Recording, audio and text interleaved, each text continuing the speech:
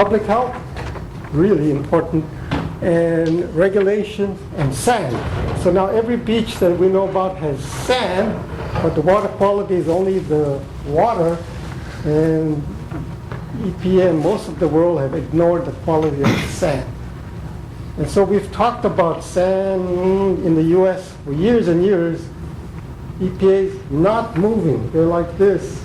And we had a problem in our state, and nobody could answer it. And the answer was, the health department director says, well, EPA hasn't made a risk assessment, so we don't worry about it. And that's where the situation is. And our speaker today, João Brandão, is equivalent to the US NIH, but in Portugal. And if you remember, in the old days, WHO sets the world standard, and EPA set the USA standard, and they were identical. But in the years since then, they're separating, and the big difference is the European Union, and of course British, I always put them together, but João said it's separate. They make regulations which differ from EPA and WHO, and to me they're more sensitive to environmental differences, whereas EPA is. You've got to have the same one for every state. Everybody's equal. Even though Hawaii is so different, when people come here to say, we left this state to come to Hawaii, we want to see tropical fish, we want to see tropical fruits, and but the same standard applies, but sometimes, to me, it doesn't make sense. So João is now planning, I'm going to give away this big stuff because it's so important that he's getting a group, but here again is a trick. European and US scientists will meet in Portugal to present guidelines on sand quality. And hopefully there's some regulations that will be addressed, at least the risk part will be addressed. So now the question is, this is worldwide, you see, world. So there's a lot of other countries going to say, wait a minute, US and Europe, what about me? I'm here. But the point is, at least they're taking action, whereas EPA is not taking action. Hopefully, EPA will now respond. So without further ado, I want to introduce João Brandão for this seminar. Thank you. First of all, I would like to thank you for this opportunity in organizing, for the invitation, Professor Fujioka. Is this working? Not really. It's not broadcasting to the PA. Oh, okay. Oh, Okay. It's just Can everybody hear me from back there? if you want to. Okay. I'll work on it. So basically, I came to Hawaii for the Ocean Sciences meeting that was taking place. It's been taking place now. And there was one session where I was approved the oral communication to talk about what we have been doing with sand in Portugal. Because on that account, Portugal is a leading country. For some strange reason, we just started working on this. Like you have your own Professor Fujioka, we had somebody called Laura Rosado in the mycology laboratory, and roughly at the same time they started working on the same subject, one on the bacterial side, your own, and our own on the mycology side, so fungi. And that's where I'm working today. And I took over the leading of that area of expertise in the mycology lab.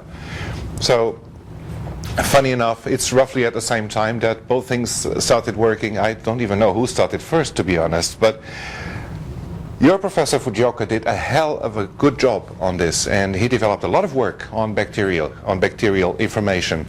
And the fungal part is still being discussed for reasons that I will address later. It's not all very obvious when it comes to fungus. So what I was asked to tell you is what's going on in the world. Let me start by saying that, first of all, I'm Portuguese. It's a country that is like, It's 11 million people living in one strip of land, which is like 3 times the size of the Netherlands or Belgium. It's roughly the same size of the United Kingdom, not too different, I suppose.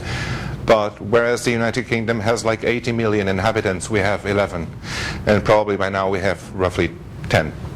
But never mind, since we're bleeding out people because of the economic conditions. Well, it's a very conservative culture, if you want.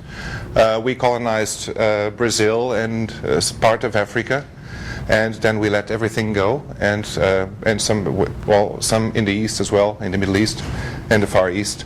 But we stood by ourselves, and we let them move on. And at the moment, what we have is one of the languages that is, like, I believe, the second most or third most spoken language in the world, because of Brazil, obviously, which is a huge country. Completely different culture, though, because there's a melting pot between the African people that were brought in as slaves in the beginning, plus the Indians, natives that lived there, and the Portuguese that moved. And it became actually a cultural melting point, which turned into a completely different cultural a different culture from the original Portuguese one. They're a lot more outspoken, of course, as you probably noticed from the carnival in Brazil and whatever, which is quite famous in Rio.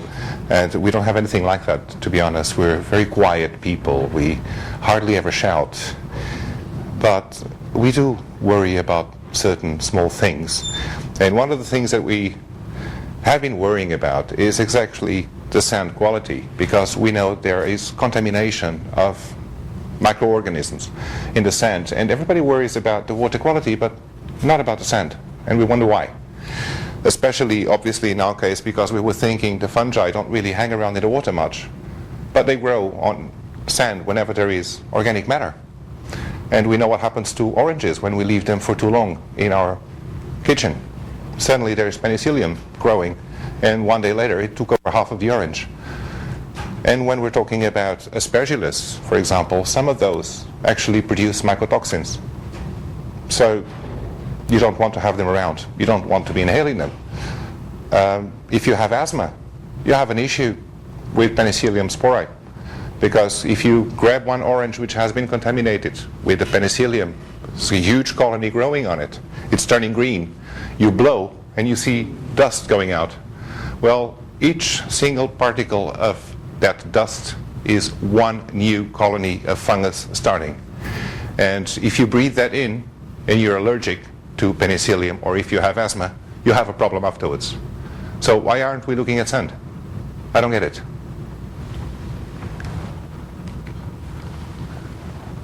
This is another issue. This is a beach near Lisbon. Lisbon is roughly in the middle of the country, a little bit more to the south. We have like 2 different climates in Portugal, the northern part and the southern part. And then we have Algarve, which is like its own microclimate, almost Mediterranean, but not quite. Sometimes in the summer, just like you have clouds coming in out of the blue, we have fog. And this is, of course, probably 30 degrees Celsius. So everybody wants to be in the beach, regardless of being sunny or not. When I look at this is for me, as a medical mycologist, which is what I actually am, a nightmare. Because I think, how many of these people are going to be leaving matter behind that will be used for growth by fungi? Excuse my language, but how many of these people have problems that don't even know in their skin they're carrying pathogens? Ringworm, nail problems, and they walk about in the sand, they lie down, they leave it for the next ones to take it up and go home with them. And when I see a beach filled with people, I don't feel comfortable. It's the same as sitting naked in a sauna. You don't want to do that. You don't know who's been sitting there before. Simple as that. Human nature. So many people. And then the World Health Organization in 2003 came up with this amazing remark. And why do I say amazing? Because notice one detail. Especially in higher latitudes, a significant percentage of time is spent on the beach itself rather than in the water. Of course, the water is cold, but people still want to go out on the beach. So what do? They lie down on the sand. They sit in the sand. They let the children go and play next to the water and put sand in their mouth. So they already acknowledged this in 2003, but I'll tell you what. In 2009 there was a meeting, and I've been trying to trace the document that they produced by then that gave origin to a report. But funny enough, that document is now gone from the website of WHO, and the report itself doesn't mention it. What did they come up with? Again, the same discussion. Why should we look at sand? Somebody asked during that meeting, which I was not present at, but I saw the report. Let's look at the sand, and somebody says, why? There hasn't been any epidemiological study yet that shows that people can get diseases from sand.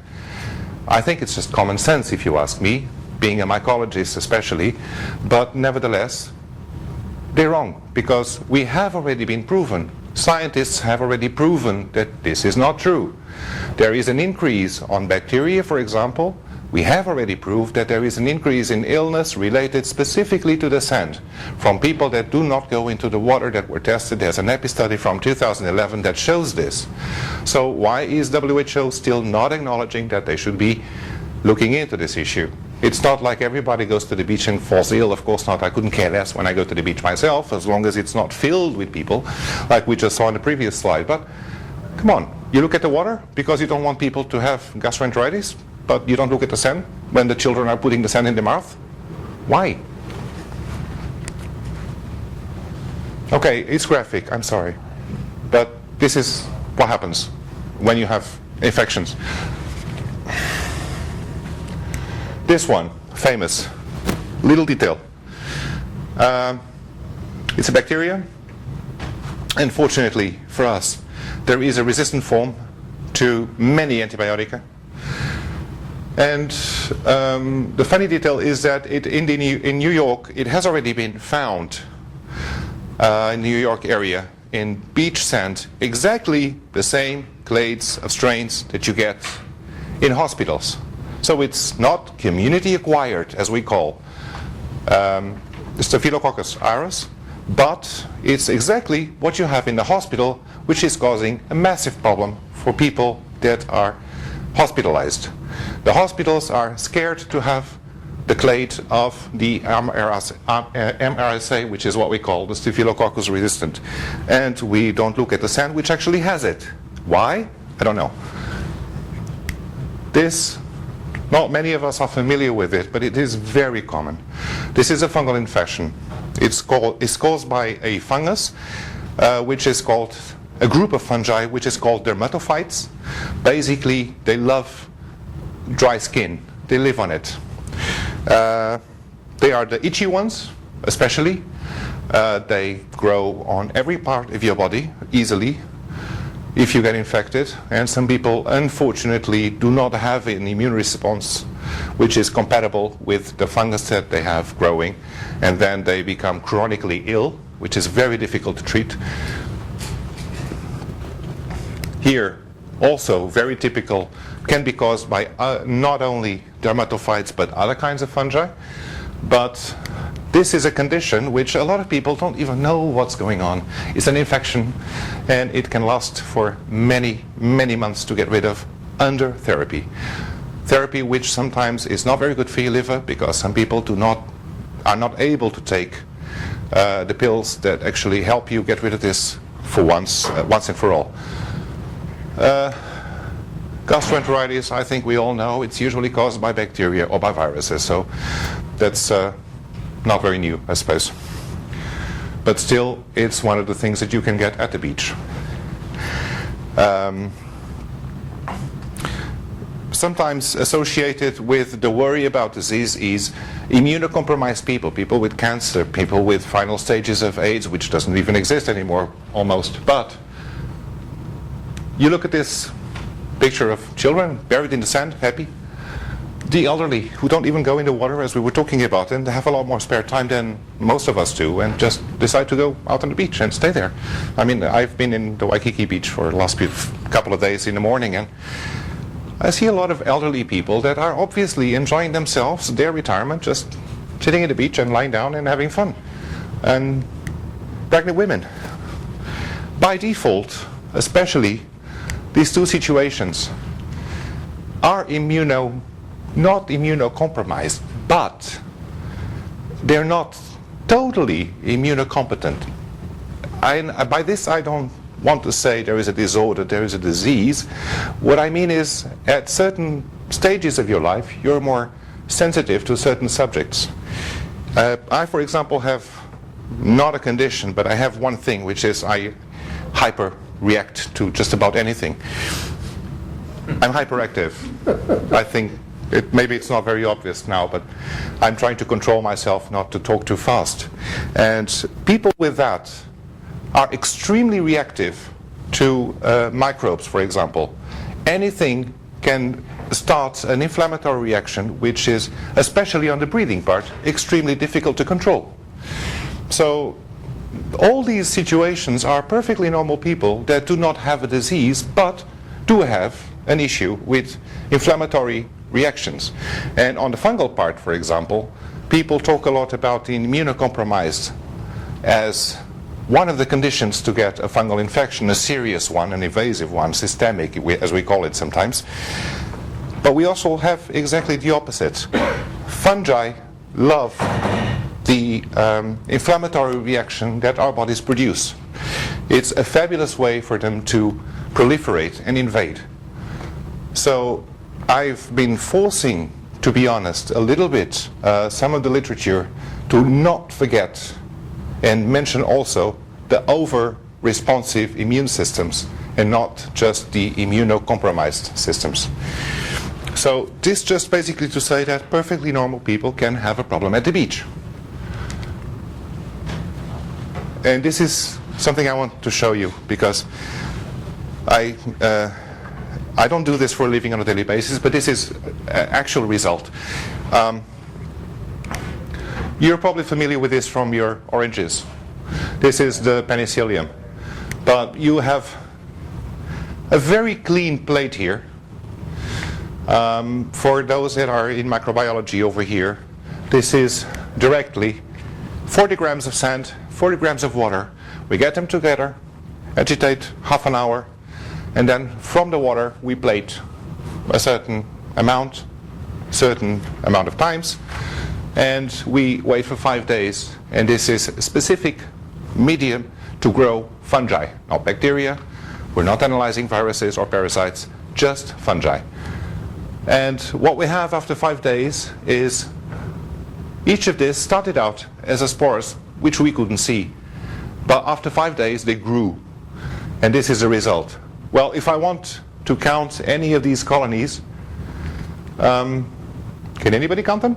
Because I can't. So what we do is we dilute the sample 1 to the 10th. So basically 9 milliliters of water, 1 milliliter of the sample itself. So we basically have less microorganisms growing. And now I can count them. But there is, of course, one problem. By doing this, I gain the ability to count the number of colonies that I can have, but maybe you can see that there is something fuzzy over here. It's one specific kind of mold, which I can't find here anymore. It's gone. Because on this one, I had one in let's say 10 times the amount of colonies I have on this one. But when I have only 1/10 of the amount of colonies that I have in the original, I lose information. So it's tricky. And for many years we were trying to decide, if we want to analyze sand, how are we going to do it? How do we make sure we do not lose information, and at the same time that the information that we produce is useful? Well, it's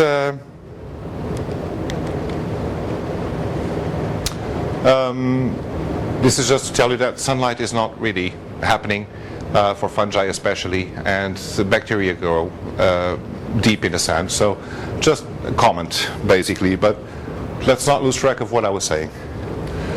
I've been through this, and what I want to talk to you is about the projects that help us define how to do the analysis. Project number 1, which took place between 2000 and 2002.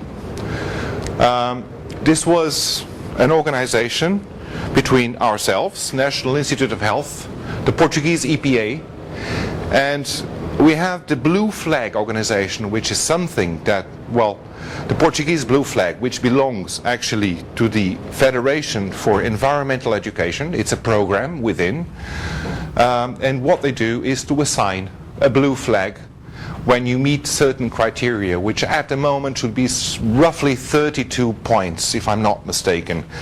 The US doesn't use this system, but Canada, for example, does, and most of Europe does.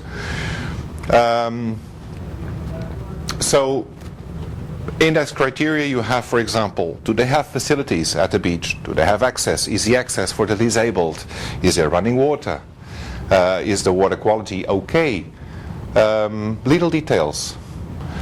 Collection of garbage. You mentioned there's something about garbage collection to every night, the amount of bins that you put on the sand to make sure that there is enough for people not to leave anything on the beach that they do not want to carry back to the car or whatever when they go home. These are the criteria used by the Blue Flag program to assign the blue flag itself to the beach. This says supposedly that the beach is fine. Well, they worked with us during this period. They were actually the ones contacting us, knowing that we had been working previously on this issue of doing analysis for the mycological part. And we organized the research project, which was, let's check how to do it and what Portugal behaves like, what it is like. So what we did in this project was basically to divide the country in 5 bits. And if you don't mind my doing something now, I'm just going to go back to a slide so I can show you where we are standing. Okay, this is Portugal. It's even actually smaller than England. I had the idea the same, but never mind. Going back, this is Portugal itself. The northern part, the central, then there's Lisbon in the Tagus Valley, the Alentejo, which is very, very big area, very dry, and then there's Algarve, as I said before, which didn't even used to be part of Portugal until some time in the late Middle Ages. What we did was, these 5 regions were looked into. Every 2 months we collected samples for 13 months to make sure that the first sample would coincide with the last sample. So not only 12 months, but the last one actually overlap with the first one on the year after. And we checked 3 beaches for each region. What we looked for was 1 awarded with the blue flag. What does this mean? As I said, criteria, so they have supposedly the beach is of good quality because it meets all the criteria used by the Blue Flag organization.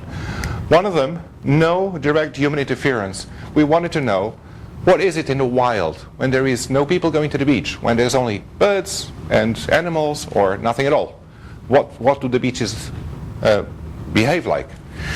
And we needed, not knowing which beaches have a problem with sand, we needed to decide what to use as an example of bad quality. So we decided that the water quality being marked as not okay, we cannot use this beach for swimming, is probably directly related also with the sand. So it might be skewed, this opinion, but it's what we used as what we call a positive control to check what would be a bad quality beach. This resulted in 200 sand samples and 105 water samples, because by then we wanted to compare both dry sand, wet sand, and water. And this was the result. Distribution of fungal abundance in seawater, dry sand, and wet sand. If you notice, like I said in the beginning, the fungi hang around, not in the water, but in the beach sand itself. And they are resilient. They couldn't care less whether the sun is shining or not. And then we moved on. There are other conclusions, but I'm not going to bother you with it. We moved on to the second project. The second project helped us amongst a few things, because it was actually 7 pilot actions. One of them was water quality, to try and monitorize pollution sources, for example, and one of them was actually to check, cross-check all kinds of contaminations of sand with water. We included this in this project ourselves because we wanted to check something we didn't in the first time, which was we looked at the coastal part, but we never actually bothered about inland beaches, rivers, basins. And a lot of people do not have access to the coast, but they can go to the beach nevertheless. Except the environment itself is completely different. There is no salt. There's a lot of vegetation, so we know it will be a different environment for microbes. And this is what we were doing for the 7 pilot actions. The point was basically, obviously, water quality. So with this project, we decided or concluded that we should, in mycology, once again, use 3 different groups of microorganisms. Yeasts have a tendency to go along with bacterial as what we call fecal indicator bacteria. Then we have the potentially pathogenic and allergenic molds, which is basically the penicillium that you see growing on the orange and a few others. And these are the dermatophytes which are not considered as opportunistic microorganisms. They're called pathogenic, and those are the ones that cause skin infections mainly. And this is what we came up with when we looked at the whole country and included also the inland beaches. We found averages. Being unable to transpose this to the health symptoms, when do we know that a certain amount of colonies per gram of sand is going to cause a disease? We don't know that. But what we do know is that of all the samples that we analyzed with the 2 projects, both coastal and inland, different climates, cold on the top, and in Algarve, very dry like California, we come up with these averages. So we decided from then on to propose the following. If we're looking at yeasts, this should be our reference value. A beach that produces more than 60 colonies per gram of sand, that means it's highly contaminated with yeasts, which we know is supposedly is directly related to fecal indicator bacteria. So when we see that, we probably will also see high fecal indicator bacteria, which are these ones down here, E. coli. But not always, because as long as there is organic matter, they will grow. If you don't eat your soup very fast and you put it in the fridge and forget about it for 2 weeks, it's yeasts that usually take over. When it doesn't smell very good, it's not always bacteria. Usually it's yeasts, which we actually like when we use them for making bread and beer and wine, but not all of them are pleasant. Then we decided to, at a certain point, after having worked on this for a long time, first we developed the knowledge, and then we decided to apply it on a monitoring program that lasted for 5 years. So the whole country, obviously voluntarily, worked in this. Who promoted this was, again, the Blue Flag organization. They proposed, why don't we do that? We get the sponsoring, you guys work. We drag the beaches in. The municipalities will contribute with their own sampling, instead of us having people traveling around the country to collect samples. and let's see if we can do monitoring for a few years and how the things work. So, having said that, what we did was, again, NIH, ourselves, and the EPA, which we call APA in Portugal, we analyzed, in fact, 61 beaches between 2006 until 81 in the end in 2010. So we got more and more beaches participating along the years. In total, we analyzed 1,206 samples of beach sand. So it's a big number. We have enough data at the moment. And these data was generated out of 33 individual beaches throughout the whole of the country, both coast and inland. What was the result that we came up with? 60% of the samples were positive for the reference fungal species, the one I mentioned before, the dermatophytes, the yeast, and the molds. 25% were positive for the 3 bacterial groups. Again, all of these are